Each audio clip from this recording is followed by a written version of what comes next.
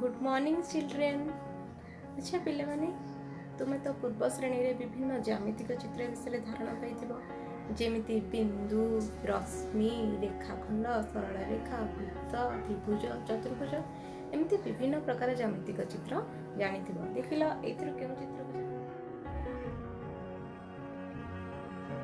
आज आम वृत्तर संज्ञा और विभिन्न अंश विषय जाना।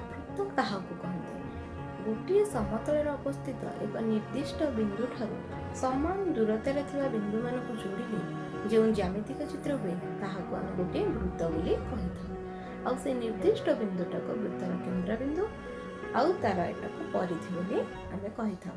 देख एटी हेउची गोटे वृत्त एवं यह हेउची तार केंद्र बिंदु।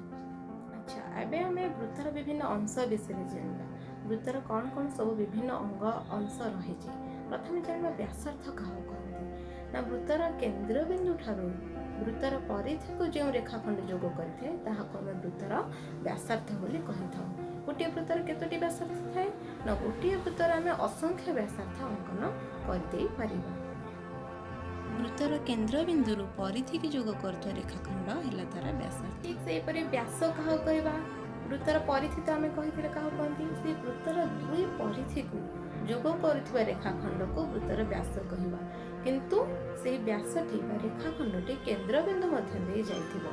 तेणु केंद्र बिंदु मध्य दे दुई परिधि को जोग कर रेखाखंड को आम वृत्तर व्यास बोली कहिथाउ एवं गोटे वृत्तर असंख्य व्यास रही। यह हेउची एक वृत्त एवं वृत्तर केंद्र बिंदु मध्य दे जाइथिबा रेखाखंड को आमे कोन करले व्यास बोली कहि थाउ। असंख्य व्यास गोटे वृत्तर रही परिबो। अच्छा व्यास और व्यासार्ध ए दुटा मध्य संपर्क कोन मने रख पिला माने व्यासार्ध व्यासर अर्धेक और व्यास व्यासार्धर दुई गुण।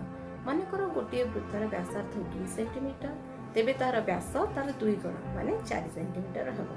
सेही बळे जदि व्यास देथिबो 6 सेंटीमीटर ताले व्यास तार आधा माने 3 centimetre. Thank you. Stay home, stay safe.